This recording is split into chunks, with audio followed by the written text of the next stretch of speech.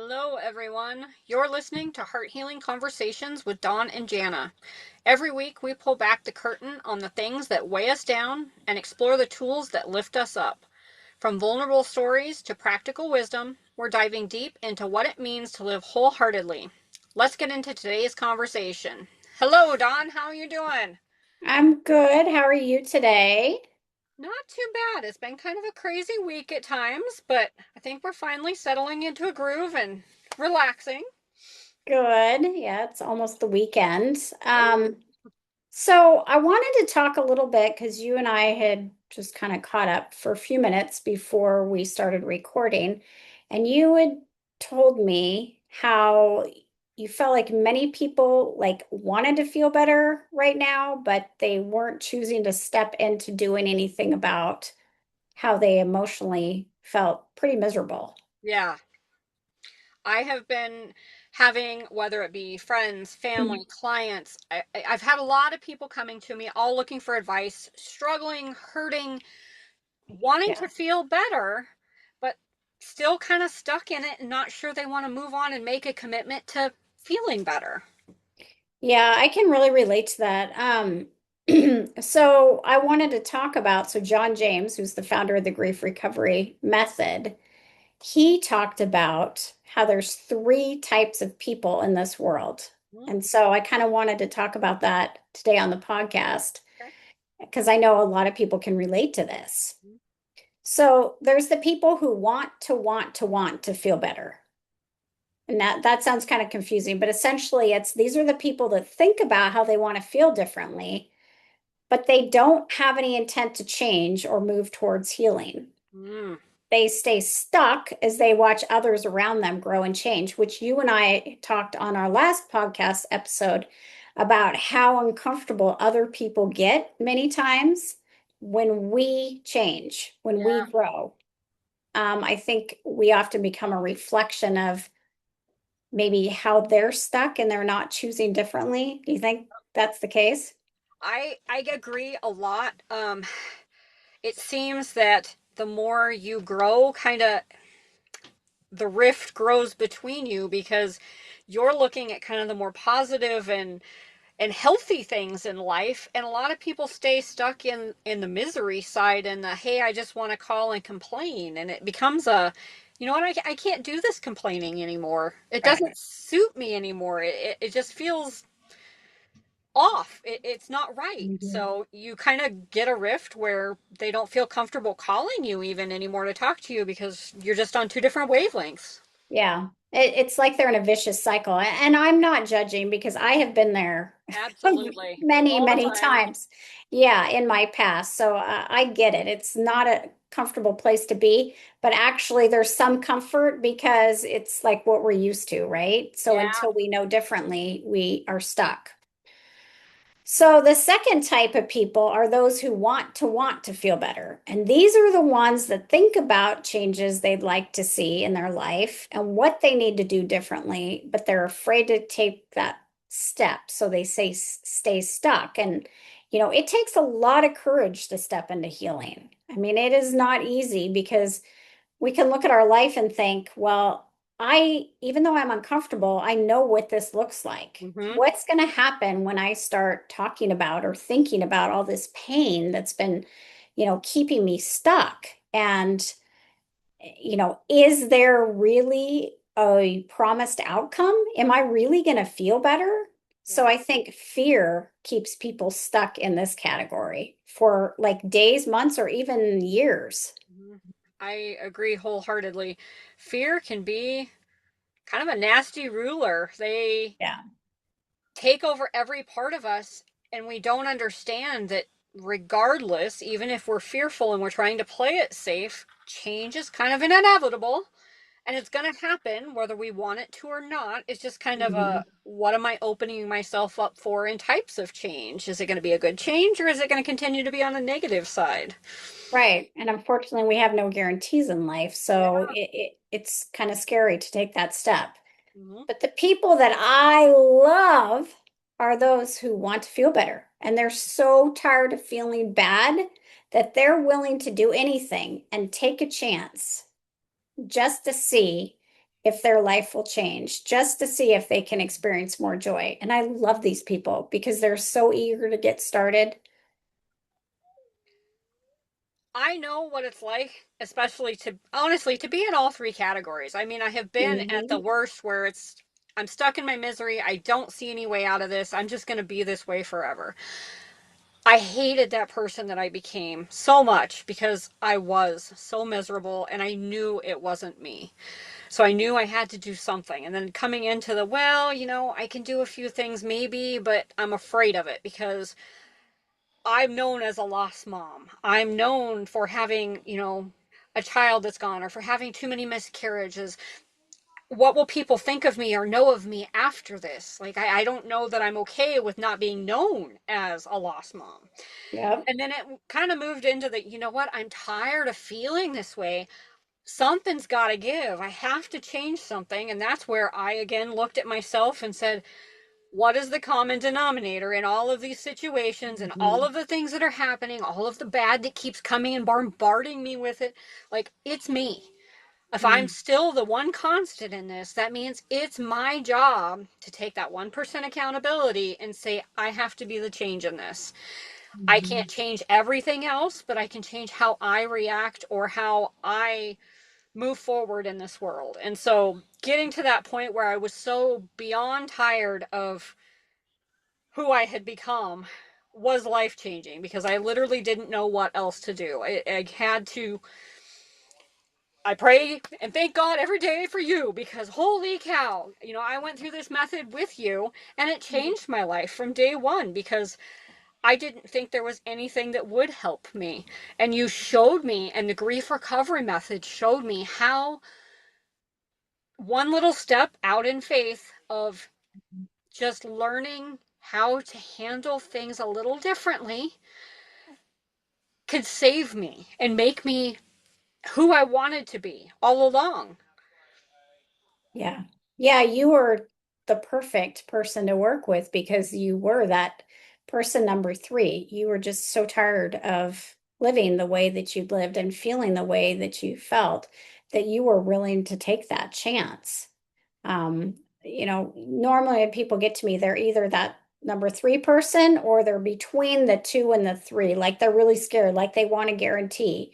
And I just remind people trust the process. Like I've never had anybody go through the grief recovery method and tell me, I don't feel better. Right. This didn't work. I never have someone say that, which says a lot about this method, this tool, right? It But is.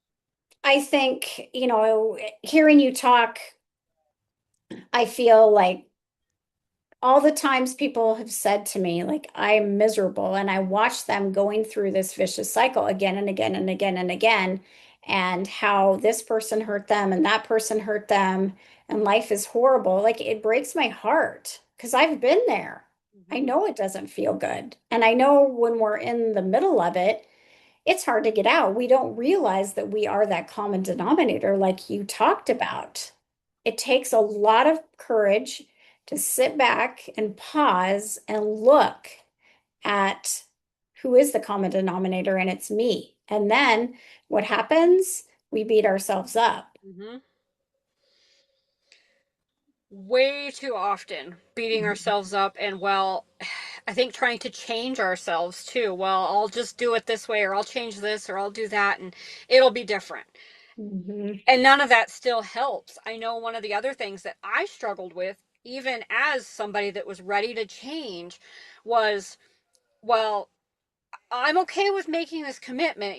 Sure, I'll make a meeting every week and, I'll do the homework. I'm a little nervous about it, but oh my gosh, there's a financial aspect.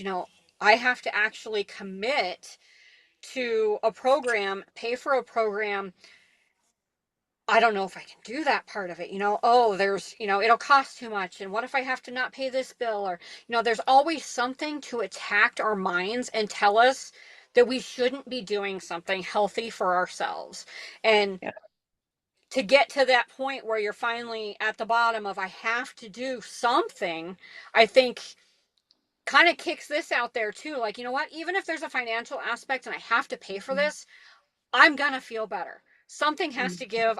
Something has to change, and this has to be helpful. Like if Right. other people are doing it and it's helping them, and there's scientists backing this, showing that the people that come through this program are helped. Hmm. I can't promise you outcomes because a lot of it is based on what you put into it. The more you put into it, absolutely, the more healing you're going to feel. But just knowing that you have to invest in yourself seems to be kind of a huge trigger point for people. And I can't do this. I just can't. Hmm. I personally have found in all of my life experiences, those things that I financially had to pay for myself were the most meaningful. Whether that be this program, it could be hiring a gym, somebody at the gym to help me, a personal trainer. All those things that insurance won't cover. Those have been the most meaningful and the most helpful for me because I actually stuck with it Right. and continued because I invested in it. Hmm. And you are 100% right. If people don't invest in something, and I don't care whether it's money or, think about in long, long ago, like you go to the doctor, you give them a chicken or something like that. Mm-hmm. We have to offer some kind of energy in return because Mm-hmm. if we don't, we aren't invested. And I've noticed that. Like, I have had people that friends have paid for them to go through the method, and they just haven't been as invested. They haven't been that interested in continuing to do the work because they didn't have to put anything energetically as far as finances towards it. Yeah. So that's a really good point that you make. And I know that that's scary because people want a guarantee Mm-hmm. that they're going to feel better, right? People don't have a hard time going out and buying an ice cream cone. They don't have a hard time spending money at the spa, buying some clothes because they know those things will help them feel good, at least temporarily. But when Mm-hmm. you're asking someone to do this type of work or to go to therapy, or any other type of healing work, there's a lot of resistance that comes up because why would I want to put out this money if I don't have a guarantee that I'm going to feel better? But the point is that we have to become more uncomfortable before we feel better. Absolutely. And I think that that connection that you like energetically that you feel with giving payment, or like you said, a chicken, whatever the agreement is, Right. that helps bond you and make your brain recognize, no, I have to do this. Like I have to do this and it's going to work. Mm-hmm. And let's talk a little bit about so we've talked about the financial aspect of not wanting to spend the money on ourselves, but let's talk about the other aspects of not wanting to do this work because we're so busy taking care of other people that we won't take the time to take care of ourselves. That one's a tough one. As a mom, I ran into Mhm. that part myself, thinking, oh, I don't know if I can take that time out of my day, out of my week to have to do extra reading and not pay attention to the kids and do dinner. And it really came down to, am I important? Like, Mhm. I do all of this stuff for everybody else. Everything in every way possible. Why is it that an hour a week is not okay for me to spend too? It is. I think we become too guilt ridden about Mhm. everything. Like, if I'm doing something for myself, somebody's going to think worse of me because, well, I should be doing it to spend time on the kids, or I should be doing this for somebody else instead of focusing on me. You're just being selfish. Mhm. Honestly, sometimes I think it's okay to throw in that I am going to be a little selfish. You know what? Today, I do need to do some reading. My brain is not in a good space. You know what? This will help me. If I can do this one activity for 1 hour this week and it'll improve my mood for the next week, why not take that investment? Well, and like so many people forget that while it looks like I'm just being selfish, I'm actually doing this for you too. Because if I take time for me, whether it's time to relax, to, go out in nature, to just get more grounded and peaceful, to do healing work, whatever it is. If I take this time away from the rest of my life to be with me and to get myself grounded, then I am better for you. Yes. So many times, just that little reset, even a 10-minute walk, Mhm. puts you back in a better mental space where you're not reactive and arguing and nitpicking, whatever is going on.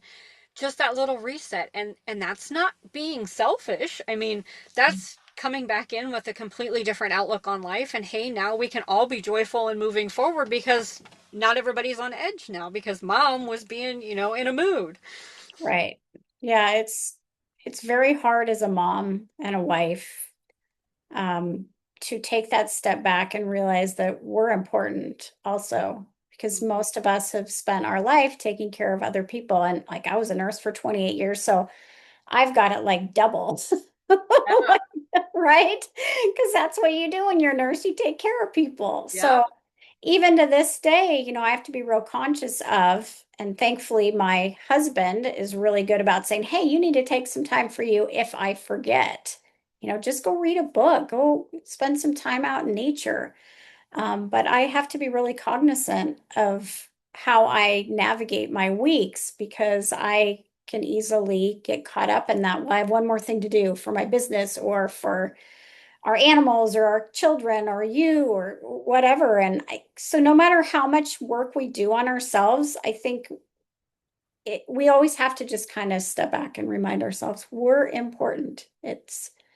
We have to put ourselves on that list of these are the most important people in my life. Like we need to be at the top of it. And I know that's so uncomfortable for most of us. It's like that activity of standing in front of a mirror and saying, I love you. Yes. It's like, I can't do that, but we need to do that. We need to realize if we're not healthy, we're going to end up with illness. And then we can't be there for anybody. Yeah. So just stepping back and taking that time, cherishing ourselves, so Integrated important. commitment is, I don't know how, as a society, we got to a point where it seemed selfish for us to be able to do kind of those simple things. Like you said, even just going outside, taking the dog for a walk, something like that. Sometimes a lot of that stuff becomes oh, well, you should be at work, you should be doing this. And I don't think we need to constantly be doing. It's okay to just be. Hmm. Yeah, it is. I mean, that's one of the biggest things that I've tried to do this year is really step back from the always needing to do.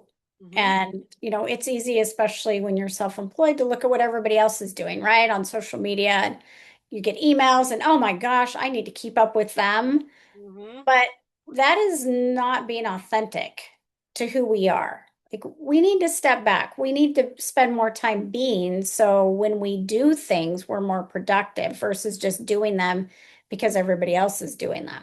Yeah. I know one of the other ones I really like too is actually sitting down and thinking, who am I? Most of the Mhm. time, all we do is define ourselves by, well, I'm a healer, or this is my job as a nurse, and this, I'm a mom, and this, we don't take time to think of, hi, I'm a crafter. I like to craft. I like to read. We don't think of any of that stuff anymore. We are so defined by our jobs, basically. Right.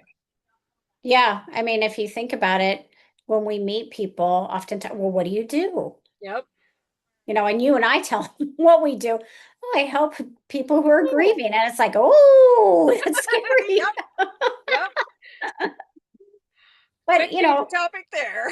yeah, exactly. So, yeah, this goes back, this self-care thing goes back to the beginning of our conversation when we were talking about people that want to feel better, want to feel better, and want to feel better, like, and where they are. And, I want to be really clear. Like, I don't have judgment on what category anyone is in.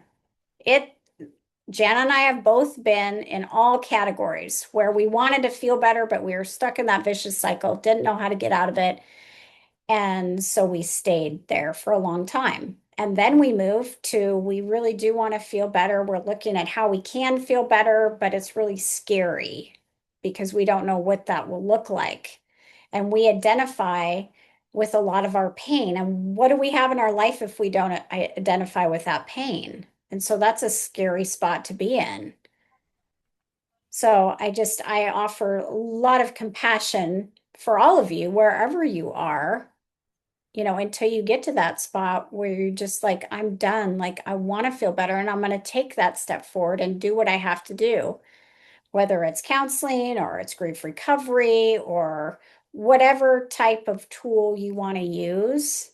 I just don't like people stuck in that survival mode forever. Yeah, both of us we offer discovery calls to talk to you about the program and what we can offer to kind of help you. Whatever area you are in, if you're not quite ready for it, but you still are interested, reach out. We're happy to hold space, talk to you, have some of these healing kind of conversations with you personally about what's going on for you and see if you're ready for it. It might not be ready for it today, but maybe next month you might reach out and it might be a better fit next month. Don't Mm. be afraid to reach out and ask for help no matter what stage you are in. Yeah, I mean, we want people to feel like they're not alone. I mean, Mm, I know for many years I did feel alone, and that was a really miserable place to be. And had I felt like I wasn't alone, I may have actually stepped forward and asked for help sooner. Um, but I thought, well, I'm strong. I can deal with this on mm, my own. Well, being strong has nothing to do with healing, right? I right. mean, like we need to have the courage to step forward and allow other people to provide some resources for us. But, Jana and I both have other resources. We have books, we have, ebooks. So if you're struggling at all, just please reach out. We just want you to feel supported. Every day. Support is some of the, I mean, like you said, feeling alone, like you're doing it alone. It really wasn't until, I had a friend that reached out and told me about you and this program. I had no idea. And as soon as I heard note of it, I was like, okay, I'm going to try it. I'm going to try it. Just because they mentioned it, I was like, okay, I got to do something. So, absolutely here to be kind of a guiding light for you and help move you to your next step in healing wherever you are. Yeah, definitely. Well, thank you everyone for listening today. We hope you found this episode helpful. If you did, share it with somebody you care about. Subscribe to our channel, and we'll be back next week with another conversation for you. Thanks, everyone. See you next week. Bye bye.